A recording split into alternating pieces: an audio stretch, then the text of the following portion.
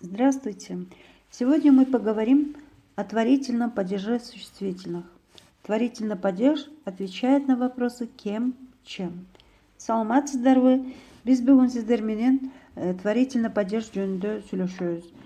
Творительный падеж ким менен, эмне менен деген суроолорго жооп берет. Мисалдарды карап көрөлү. Резать чем? Ножом. Эмне менен кесүү? Бычак менен.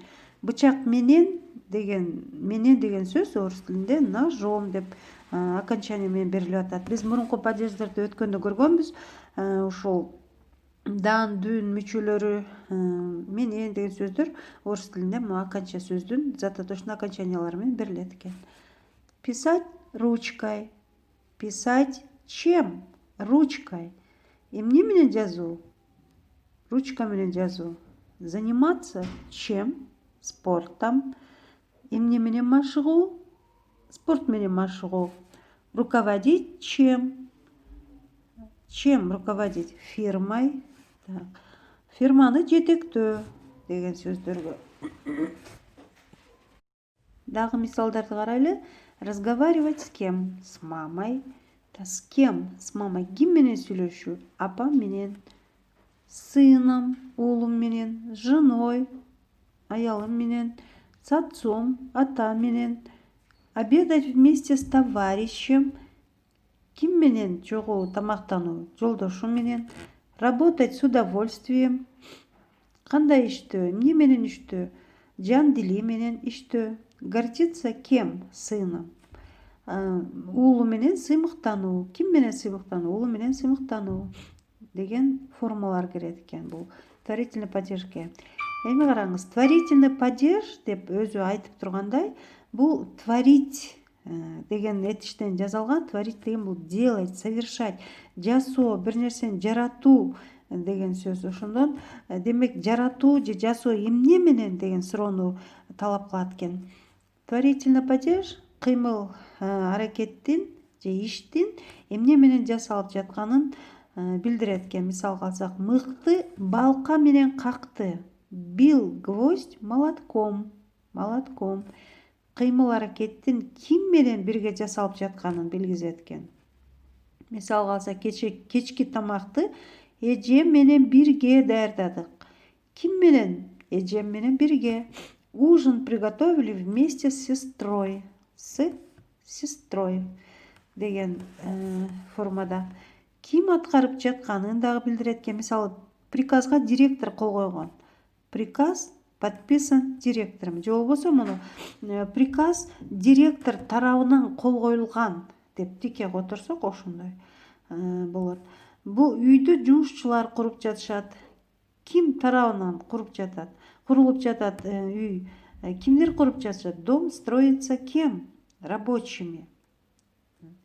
Эмнени аткарып жатканын ошондой эле билгизет экен. Мисалы, эмнени? Спорт менен машыгуу. Эмне менен машыгуу? Спорт менен машыгуу. Заниматься спортом. Руководить фирмой. Фирмага жетекчилик кылуу. Эмнеге жетекчилик кылуу? Эмнени башкаруу? Фирманы башкаруу.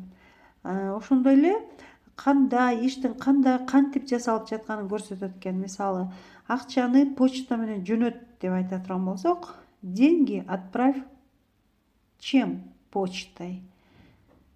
Почта менен деген сөз почтой деп которулат экен. Они шли медленным шагом. Алар жай кадамдап келе жатышты.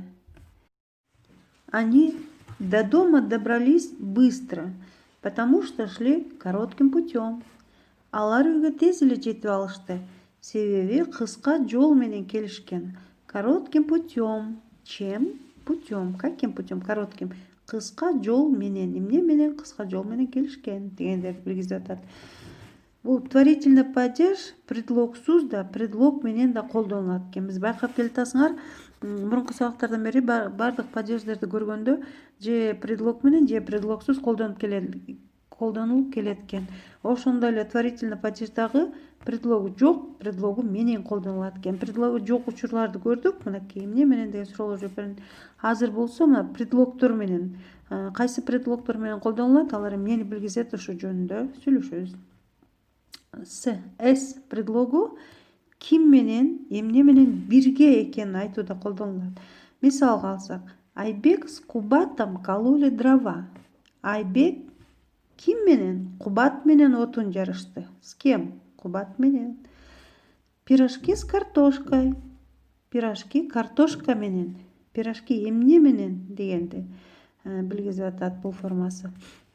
Ошондой эле бир нерсенин ордун, турган жерин айтууда за артында, между арасында, над үстүндө, перед алдында, под астында, рядом жанында, катарында дегенди билгизет экен ушул предлогдор.